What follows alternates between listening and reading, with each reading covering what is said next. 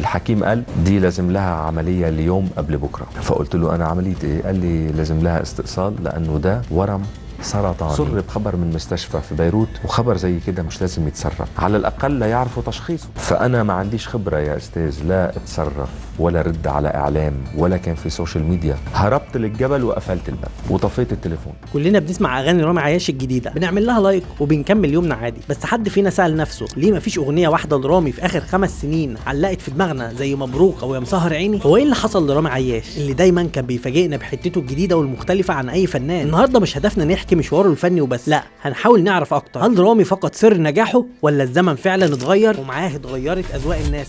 مبروك مبروك يا حياة قلبي مبروك، بحب الناس الرايقة اللي بتضحك على طول، سهر عيني حبك على عيني يا محيس فاكر السكر يا مسكر، دي قصة حب على شاطئ الهوى. حكاية رامي مع الفن بدأت من وهو طفل صغير، موهبته كانت واضحة عليه من بدري لدرجة انه بدأ يغني في حفلات المدرسة والمناسبات العائلية، ولأن صوته كان مميز جدا عيلته أخدت قرار مهم وقررت تدعمه في أول خطوة حقيقية في مشواره الفني، وقدمت ليه في برنامج استوديو الفن، البرنامج اللي كان البوابة اللي خرج منها نجوم كبار زي ماجدة الرومي وغيرهم. وفي سنة 96 بدأ رامي يشارك فعليا في البرنامج، ومن أول لحظة وقف فيها على المسرح وغنى قدام سيمون أسمر. سيمون انبهر جدا بموهبته وقال له جملة كانت بمثابة شهادة ميلاد ليه: أنت مشروع نجم تقيل. الكلام ده شجع رامي جدا وبدأ يتفاعل معاه على المسرح ويقدم أداؤه بصوته المميز. النتيجة كانت انه قدر يفوز بالمركز الاول في البرنامج. بعد ما البرنامج خلص سيمون اسمر قرر يتبنى موهبة رامي على طول ويبدأ معاه اول خطوة في مشواره الاحترافي، وكانت بألبوم رائع، الألبوم اللي عرف رامي اكتر للجمهور اللبناني وخصوصا بأغنية لعيونك.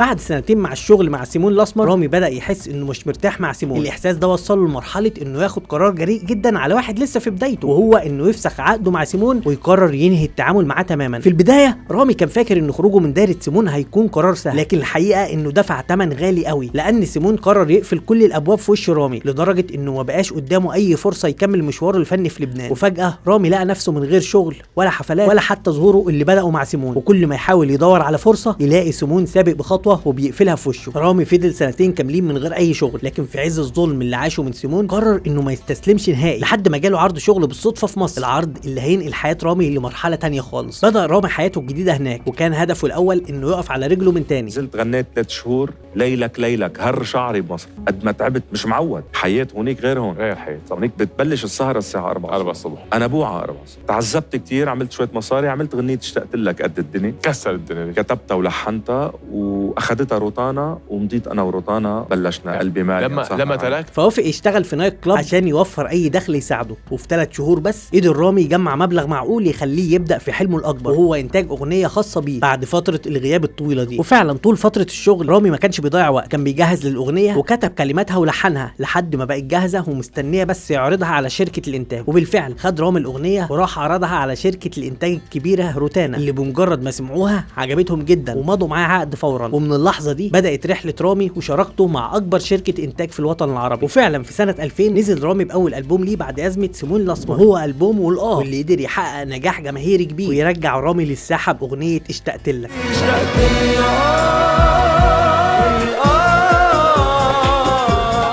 من بعد الالبوم ده رامي ما هداش وكمل مسيره النجاح بالبوم ديوان الحب سنه 2001 اللي قدم فيه اغاني قويه زي اغنيه خد حرير ومن اول نظره. شعرها بيطير على خد حرير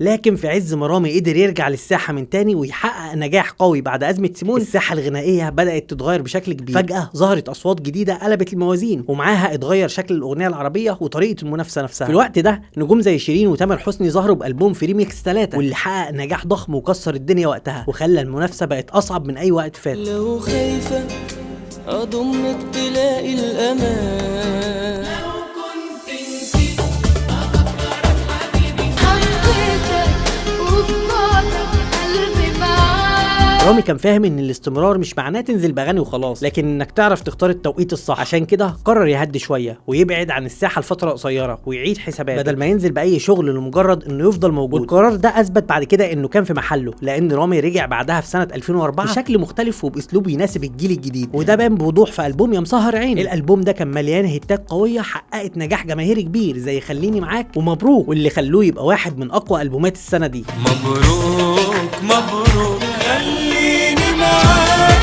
اوعى تسيبني. لكن وسط الرجعه القويه دي كانت في صدمه اكبر مستنياه، صدمه ما كانش متوقعها وهتغير حاجات كتير في مشواره. بعد النجاح الكبير اللي حققه البوم يا مسهر عيني، رامي ما كانش يتخيل ان الاختبار الجاي هيكون بعيد تماما عن الفن وهيكون مع صحته. البدايه كانت لما اخوه لاحظ بالصدفه حاجه غريبه في ظهره ونصحه يروح يكشف ويطمن على نفسه، وهو فعلا راح يكشف وكان فاكر ان الموضوع بسيط. لكن الصدمه كانت لما عرف انه عنده ورم، والدكاتره طلبوا منه يعملوا فحوصات اكتر عشان يتاكدوا اذا كان الورم حميد ولا خبيث. الحكيم قال دي لازم لها عمليه اليوم قبل بكره. فقلت له انا عمليه ايه؟ قال لي لازم لها استئصال لانه ده ورم سرطاني، او ممكن يؤدي لورم سرطاني لانه ده كبير ومغمق لجوه كتير، وانا مش حاسس بيها ابدا. في الفتره دي رامي فضل كاتم على الخبر ومستني نتيجه التحاليل في هدوء بعيدا عن الاعلام والاضواء، لكن فجاه الخبر اتسرب وخلال ساعات بقى حديث الجرايد والبرامج. سرب خبر من مستشفى في بيروت، وخبر زي كده مش لازم يتسرب، على الاقل لا يعرفوا تشخيصه. ومع انتشار الخبر بدات الاشاعات تزيد بشكل كبير، ناس قالت انه مصاب بورم خبيث وسافر فرنسا عشان يتعالج، وناس تانية راحت لاتهامات اغرب وقالت ان هو اللي سرب الخبر بنفسه عشان يكسب تعاطف الجمهور ويعمل ضجه اعلاميه حوالين اسمه. ولاول مره من بدايه مشواره الفني رامي لقى نفسه في مواجهه هجوم وانتقادات بالشكل ده، ولانه ما كانش متعود يتعامل مع النوع ده من الازمات فضل يختفي عن الانظار وما ردش على اي كلام يتقال. فانا ما عنديش خبره يا استاذ، لا اتصرف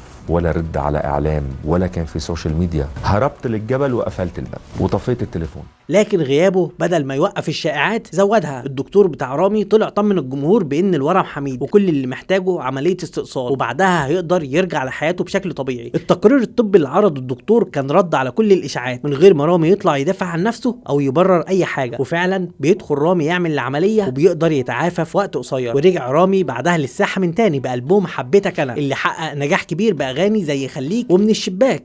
ومن الشباك لارميلك حالي.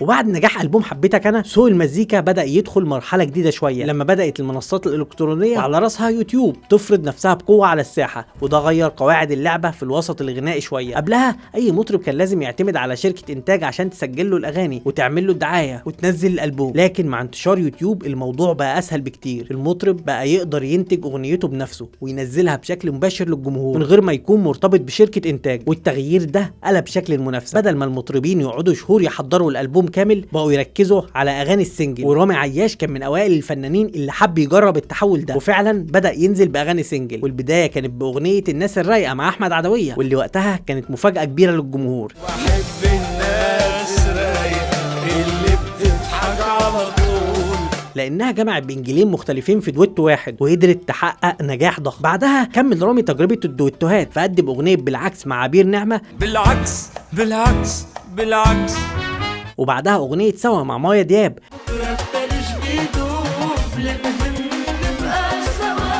والاتنين حققوا نجاح كويس. وفي نفس الفترة ركز كمان على اغاني السنجل ونزل اكتر من اغنية زي قلب مال يا حبيبي قلبي مال وانت اللي شغلت البال، وغمرني تعيش، غمرني تعيش حياتي معاك، والله يكون معك. الله يكون معاك. وفضل رامي بعدها ماشي بنفس الاسلوب لفتره بينزل اغاني سنجل جديده لحد ما اتعرض عليه تجربه جديده ومختلفه بعيده شويه عن عالم الاغاني. في سنه 2015 قرر رامي يجرب نفسه في مجال التمثيل وفعلا قدم فيلم باباراتزي في السينما المصريه. أولاد مصر راح تفقد صحراء يا كريم إذا راح منا المغنى والفن.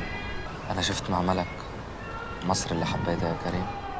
لكن رغم كده الفيلم ما بيحققش صدى كبير في مصر، لكنه حقق نجاح ملحوظ جدا في لبنان. النجاح ده شجع رامي انه يكرر التجربه تاني السنه اللي بعدها، وفعلا شارك في فيلم اهلا بكم في لبنان اللي قدر يحقق نجاح كويس هناك. وبيكمل رامي بعدها النجاح في مسلسل امير الليل واللي حقق نجاح كويس ويعتبر انجح اعماله في التمثيل. لما بدي اقابل عشيقه ما وقفت على الشقه.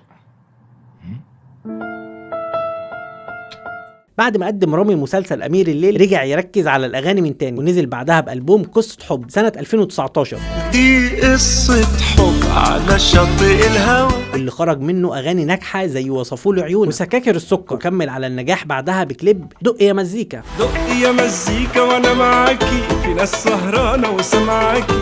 من بعد الفترة دي ورامي بيقدم اغاني سنجل زي اغنية حلوين حلوين حلوين حلوين، واغنية اهلا بالجمال اهلا بالجمال، واسم الله، على جمال اسم الله، واخرهم اغنية خد حرير، اغنيته القديمة اللي رجع قدمها تاني للجمهور. شعرها بيطير على خد حرير. لكن لو بصينا على اخر كام سنه هنلاحظ ان رامي ما بقاش بيحقق نفس الصدى اللي كان بيعمله زمان. صحيح لسه بينزل اغاني، لكن مفيش ولا واحده فيهم قدرت تنتشر او تحقق صدى قوي زي اللي كانت بتعمله اغانيه القديمه. وده يخلينا نسال سؤال مهم، هو رامي عياش فعلا ما بقاش عنده حاجه يقدمها؟ الحقيقه ان الاجابه مش بالبساطه دي، لان المشكله مش في رامي لوحده، لكن كمان في ان سوق المزيكا اتغير خالص، اذواق الجمهور اختلفت، ومع انتشار اغاني المهرجانات والراب بقى في الوان مختلفه مسيطره على جزء كبير من السوق، خصوصا عند الجيل الصغير. وفي نفس الوقت المنافسه بقت اسرع، والترند بقى بيتغير كل شويه، وده خلى حفاظه على المكانه اللي بناها من 20 سنه مهمه صعبه جدا. وده ما يمنعش ان رامي عياش يفضل واحد من اهم نجوم جيله، لكن التحدي الحقيقي النهارده هو انه يقدر يقدم عمل يواكب التغيرات دي، وفي نفس الوقت يحافظ على هويته الفنيه. وفي النهايه الحكم ليكم، انت شايف ان رامي عياش لسه يقدر يرجع باغنيه تكسر الدنيا من جديد، ولا شايف ان افضل فتراته كانت في الماضي؟ اكتبوا رايكم في التعليقات وقولوا لنا نتكلم عن مين من المغنيين في الوطن العربي.